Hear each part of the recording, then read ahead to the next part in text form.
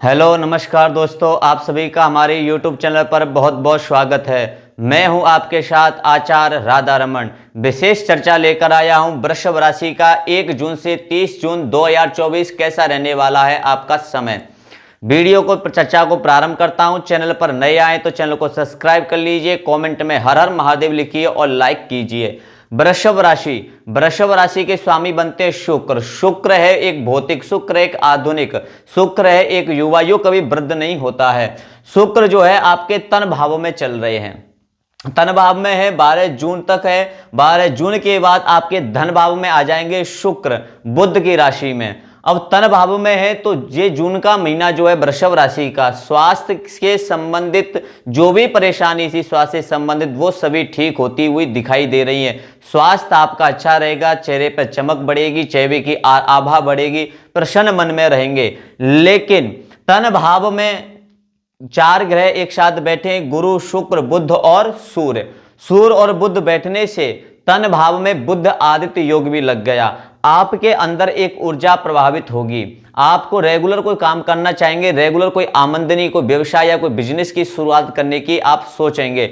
लेकिन 4 ग्रह जब एक साथ बैठते हैं, 3 से ग्रह कहीं भी ज्यादा, तो वहां पर क्या होता है कि कुछ अड़चनें होती है। फिर दूसरा, गुरु साथ में, शुक्र में, वृषभ राशि में। गुरु और शुक्र की युक्ति अच्छी नहीं होती है। क्यों? क्योंकि दोनों ही गुरु हैं। शुक्र जो है वो देवता, शुक्र जो है वो राक्षसों के गुरु है, दैत्य गुरु हैं, और गुरु जो है वो देवताओं के गुरु हैं, शुक्र दैत्य गुरु हैं। तो जब दोनों गुरु एक साथ में एक ही राशि में आकर बैठ गए तन भाव में, तो अब सीधी सी बात है, क्योंकि अगर आपकी लगन कुंडली में गुरु या शुक्र की स्थिति अच्छी नहीं है तो उनका स्वास्थ्य अच्छा नहीं रहेगा। वीडियो को समझने के लिए आपकी क्या है कि ये मासिक जो राशिफल है, ये गोचर क्या योग बन रहे हैं वो हैं, लेकिन योग कैसे बनेंगे, वो काम कैसे करेंगे, क्या मिलेगा, वो आपकी लगन कुंडली पर विशेष फल देता है। आपकी लगन कुंडली में ग्रहों की स्थिति क्या है, कौन उच्च का है, कौन नीच का है, वर्तमान में क्या दशा चल रही है, इसलिए अपनी जन्म कुंडली का विश्लेषण जरूर करवाना चाहिए। मेरे द्वारा अपनी कुंडली का विश्लेषण करवाना चाहते हैं तो वीडियो में दिए हुए नंबर पर आप मेरे से संपर्क कर सकते हैं। चर्चा को प्रारंभ करता हूं। और सूर्य आपकी राशि में है, शुक्र की राशि में। सूर्य और शुक्र की राशि में होने से अगर आपकी लगन कुंडली में गुरु, शुक्र और या सूर्य की तीनों की स्थिति में से तीनों में से एक ग्रह अच्छी स्थिति में नहीं है, शत्रु राशि में है या अच्छी राशि में नहीं बैठा है, नीच राशि में उन्हीं की दशा चल रही है, तो आपसे स्वास्थ्य से भी दिक्कत होगी, धन से संबंधित परेशानी होगी, वर्क आपको हार्ड करना पड़ेगा।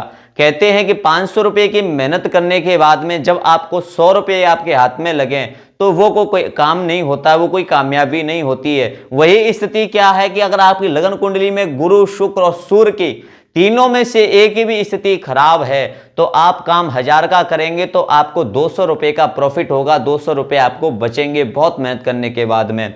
अब 12 जून को शुक्र मिथुन राशि में धन भाव में जब आ जाएंगे और फिर 14 जून को बुध भी जो है इसमें आ जाएंगे, बुध धन भाव में, और 15 जून को सूर्य मिथुन में। तीनों ग्रह जब धन भाव में आएंगे तो बुध तो स्वयं की राशि में धन भाव में आएंगे तो धन में ग्रो होगा आपका 14 जून के बाद। 14 जून तक थोड़ा आपको संभल कर रहना पड़ेगा धन की स्थिति से। लेकिन फिर वही स्थिति है कि शुक्र और सूर्य एक साथ धन भाव में बैठेंगे।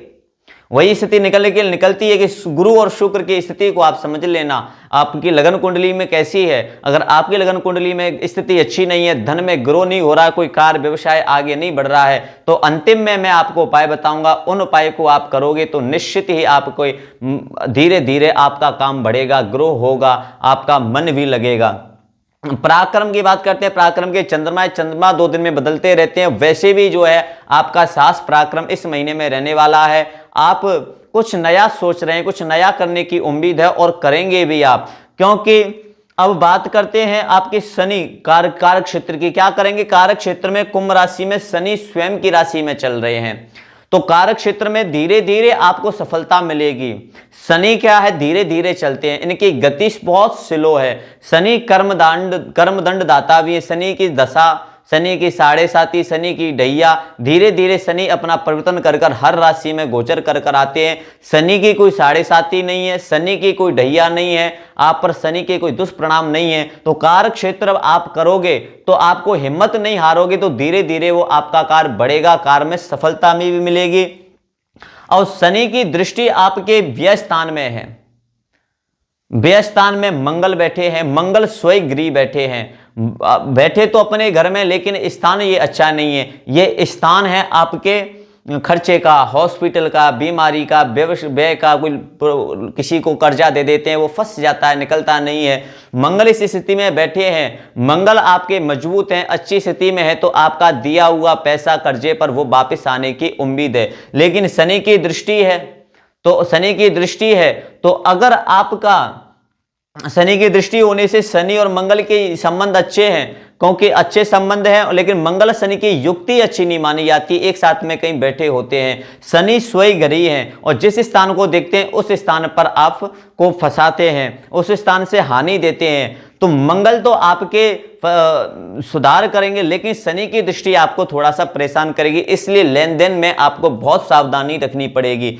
सप्तम दृष्टि की बात करूं, 1 2 3 4 5 6 7, सातवीं दृष्टि आपके कर्म क्षेत्र पे है, वहां पर 5 लिखा है, सिंह राशि है, सूर्य की राशि है। आपको भूमि, जमीन, जायदाद, वाहन और मां के सुख पर शनि की दृष्टि जा रही है सूर्य राशि पर। तो आपका जो कोई भी आपका जब सूर्य धन भाव में आ जाएंगे तो स्थिति को अनुकूल बनाएंगे, लेकिन मैंने पहले भी बताया कि सूर्य और गुरु और शुक्र की स्थिति अच्छी नहीं है, तो आपको जून के महीने में परेशानियों का समझौता करना पड़ेगा, परेशानियों से। स्थिति अच्छी है तो वृषभ राशि का ये जून का महीना बहुत अच्छा रहने वाला है। अगर सूर्य की स्थिति अच्छी है तो भूमि, जमीन, जायदाद, वाहन में आपका बढ़ेगा, कोई मकान खरीद सकते हैं या मकान बना सकते हैं, या कोई मकान अधूरा था उसको भी आपका निर्माण पूरा होता ही दिखाई दे रहा है। अगर सूर्य की स्थिति लगन कुंडली में अच्छी नहीं है तो भूमि, जमीन, जायदाद आपका कोई बिक भी सकता है, कोई कर्जे ले सकते हैं, कोई फंस सकता है, कोई घाटे का सौदा हो सकता है। इसलिए अपनी जन्म कुंडली का विश्लेषण जरूर करवाना चाहिए। मेरे द्वारा विश्लेषण करवाना चाहते हैं तो मैं अंतिम में आपको अपना नंबर भी बताऊंगा, वीडियो में भी आपको मिल जाएगा। डायरेक्ट कॉल ना करें, पहले व्हाट्सएप पर मैसेज करें, समय मिलने के बाद में आपको कॉल कर दिया जाता है।